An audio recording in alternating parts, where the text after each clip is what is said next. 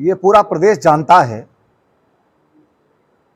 कि जब जब उन लोगों को प्रदेश में सरकार चलाने का अवसर किया है तो तब तब उन्होंने भ्रष्टाचार के नए कीर्तिमान प्रदेश में स्थापित किए हैं। और रही इस बात की, तो जितनी भी कार्रवाई एजेंसियों के द्वारा की गई है, मैंने विस्तार से प्रेस में बताया कि आज तक कोर्ट के द्वारा उन लोगों को जमानत नहीं मिल रही है,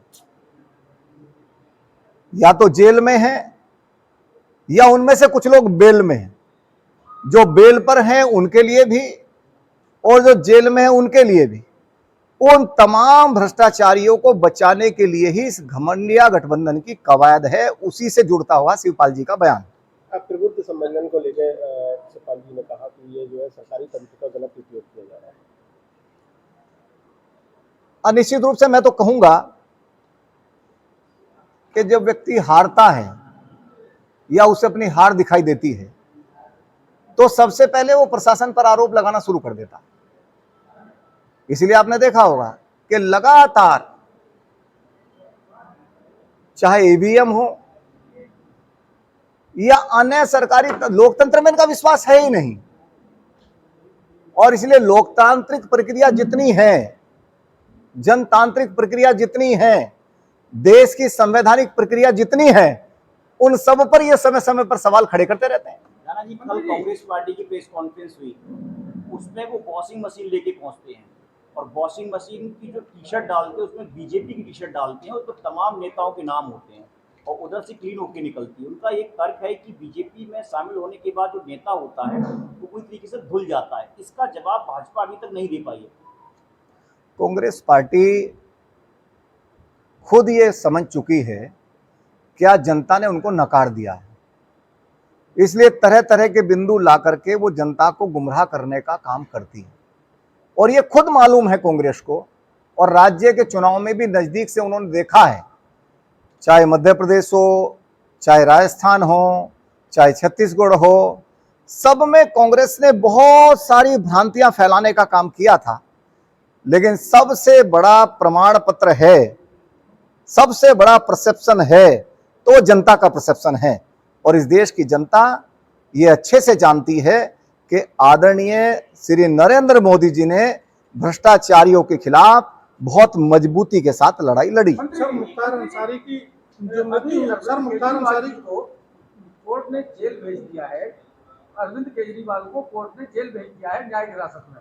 अभी आपने कहा कि जो जेल में हैं उनको जमानत इसलिए नहीं मिल रही है कि वो लोग, उनके खिलाफ पूरे सबूत हैं।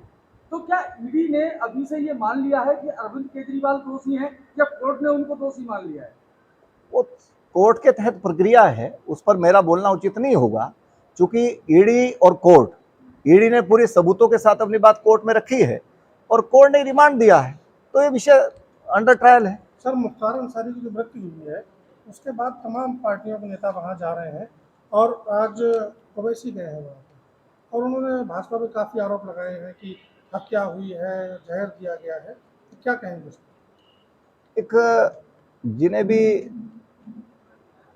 कोई विकास की बात नहीं करता, कोई गरीब कल्याण की बात नहीं करता, देश में, पूरी दुनिया के अंदर जो देश का एक वातावरण बदला है उसकी कोई चर्चा नहीं करना चाहता। गरीब के घर में बनता घर इन्हें अच्छा नहीं लगता, गरीब के घर जलता लट्टू इन्हें अच्छा नहीं लगता, 80 करोड़ लोगों को मुफ्त राशन मिलता इन लोगों को अच्छा नहीं लगता। इसलिए जब भी कोई बात आती है तो सीधा बिना किसी कारण के आदरणीय मोदी जी और भारतीय जनता पार्टी पर प्रहार करने की कोशिश करते हैं, क्योंकि इन्हें अच्छा नहीं लगता कि किसी गरीब के घर में रोशनी हो, या 80 करोड़ लोग मुफ्त राशन की योजना के साथ जुड़े हैं, या गरीब के घर में शौचालय हो, या सौभाग्य योजना के तहत बिजली मिल जाए, ये इन्हें अच्छा नहीं लगता। लेकिन आदरणीय मोदी जी एक भी दिन एजेंडे से नहीं भटके हैं।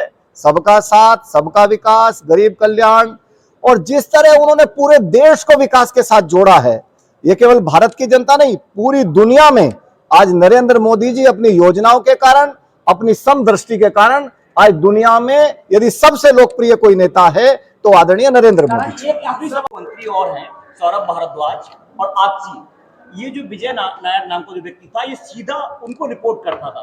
तो आपको क्या लगता है कि ईडी को उनसे भी लेके पूछताछ करनी चाहिए, हिरासत में लेके सौरभ भारद्वाज आदि को भी हिरासत में लेना चाहिए? क्या कहेंगे आप? नहीं, ये ईडी का विषय है, ईडी पर मैं इतना जरूर बोलूंगा कि चाहे 2 मंत्री हो चाहे 4 मंत्री हो, ये तय है और ये एजेंडा स्पष्ट है कि कोई भ्रष्टाचारी बचेगा नहीं। ये आदरणीय नरेंद्र मोदी जी ने मजबूती के साथ देश के सामने अनेकों बार कहा है।